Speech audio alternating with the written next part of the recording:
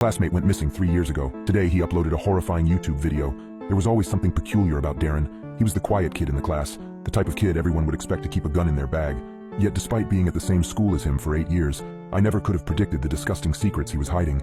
Darren was utterly ignored, not just by mean kids pretending not to see him, but by everyone, constantly. He was practically ignored right out of existence. This soon developed into more of a tradition than anything. Everyone knew not to talk to Darren, and at some point, he learned to stop trying to talk to us. Sometimes I would go days without even seeing him, despite his perfect attendance. I thought this was all just a harmless little joke, but I never could have guessed the horrifying reality this prank would lead to. After the pandemic in 2020, we switched to online learning, except Darren wasn't there, and that was when he went missing. For the next 3 years, I curiously wondered what had happened to Darren. That was until by sheer luck, I came across his YouTube channel. The video I had opened was entitled, Dialogues with Darren, Episode 2. It began to play, and after a moment of amazed disbelief, I realized the bony face filling the frame and staring back at me was Darren.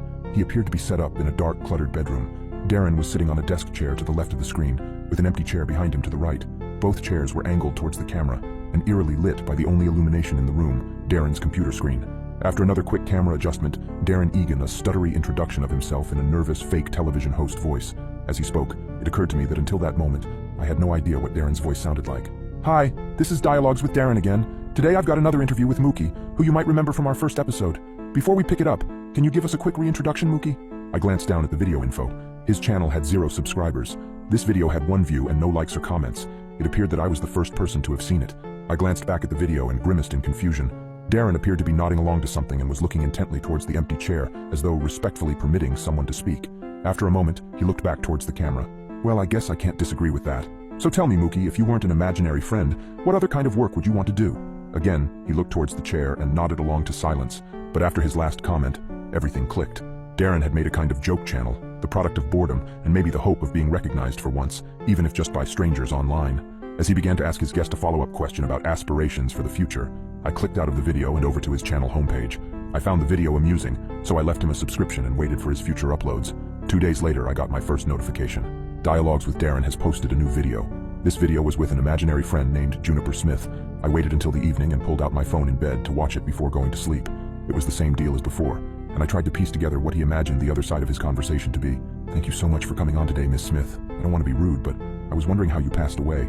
Darren said this last part with cautious politeness, as though he was asking someone terminally ill how much time left they had. Silence and respectful nodding. I'm so sorry to hear that. Was anyone able to figure out what happened? Darren seemed choked up by the silence that followed. That's awful. I'm so sorry, he croaked emotionally. Well, what has happened since then? This was followed by an unusually long silence of about 3 minutes, as Darren simply nodded towards the empty space next to him. I spent the time studying the empty chair, trying to detect even the slightest hint of something supernatural, but I couldn't discern anything. I practically had my nose pressed to my phone screen, watching the shadows of Darren's bedroom when his sudden speech made me start. Well, that's great. Helping little girls like that? It can't be easy after what happened to you, but you do it, and that's so great. I smiled, wondering how he came up with these stories, and whether there was a Word document somewhere on his computer that had the other side of these scripts written on it. I wanted to read them, if so. Well, thank you for coming on, and thank you very much again for sharing your experiences, Miss Smith. I think that's all our time for today, but I wish you the best, and please take care. And with that, Darren smiled meekly towards the chair next to him, turned and scooched his own chair back up towards his computer, and as his hand reached out of frame, the video ended. I continued to watch Darren's videos as they rolled in. Whenever I got the alert, I would queue it up, watch the video before bed, then await the next one. It was by far the weirdest channel I had found on YouTube. His interviewees came to comprise an interesting cast of characters that included the Annette twins, the Rog, and the Gray Man, who, despite the sinister name, was a delightful guest who caused Darren to break his composure with gleeful laughter throughout the interview. So you mean that you can be anywhere? Silence, interrupted by unexpected laughter from Darren. Oh, so everything's gray? He asked, regaining himself a moment before bursting back into pitchy laughter, too contagious for even me to resist chuckling along with. I guess no one can accuse you of being without talents. He managed to get out from between his outbursts, wiping a tear from his eye. Looking down at the video info, I realized that the Gray Man was the first video for someone to see that wasn't me. The view counter read 3. I smiled to myself in the dark of my bedroom. After the Gray Man, a couple weeks went by before Dialogues with Darren showed any more activity. Then, at around midnight on Friday, my phone screen lit up with an alert. Darren was live streaming. Having nothing better to do and intrigued with seeing Darren do his first live act, I quietly shut my bedroom door, flopped onto my bed, and opened the YouTube app on my phone. The title was Dialogues with Darren, No Name Available, Live. Darren was oriented on the left side of the screen. The empty chair was stationed on the right. He had already done his typical brief intro and was mid-sentence as the audio popped in. So, you're the first to reach out to contact me first. Let's start with that. How did you hear about the show?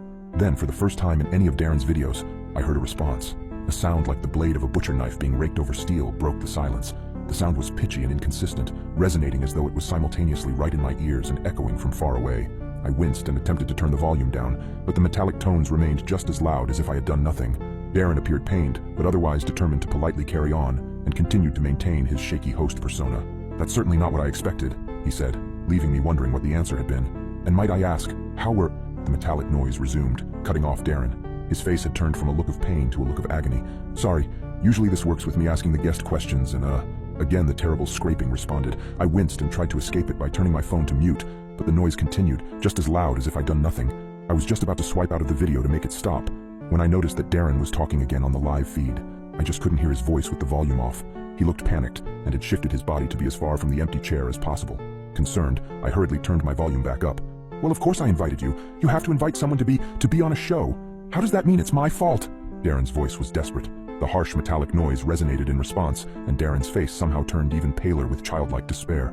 "No, that's not true. I don't want to talk to you anymore. I want you to go away." Darren seemed to be attempting to get up from his chair, but couldn't. It looked as if someone had placed an invisible weight across his narrow shoulders, too heavy for him to stand up beneath. The live feed began to pixelate, making it difficult to make out what was happening in the room through the distortion.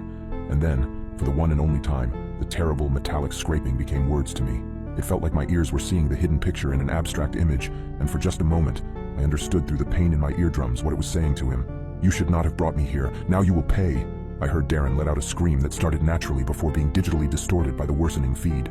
The picture pixelated further before going black, the audio cut off, and then, in an instant, everything popped back into focus again, as if nothing I'd just seen had transpired.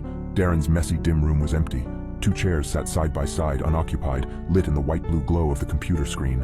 I stared in disbelief at the now silent live feed, and then, abruptly, it ended. That was the end. I called the police that night and told them what happened, trying not to sound insane.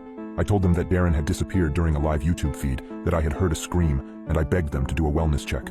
They took down the information, but I don't think anything came of it. I could tell from the disingenuous tone of the officer on the phone that she thought the whole thing was some prank by a couple wannabe YouTube stars or something. It didn't help that when I went back to his YouTube page the next day, the account had been taken down.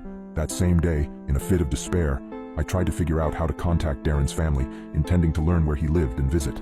While Googling for information, I learned from an obituary from 2020 that Darren was an only child whose mother had passed away last December during lockdown. Darren had been alone in the house all that time. The police probably thought he was just a depressed runaway trying to go out on bang. To tell you the truth, I feel responsible for what happened. Everyone left Darren alone for so long that he became desperate, started talking to things that should never be talked to, things no one should talk to, and then one day, those things started talking back.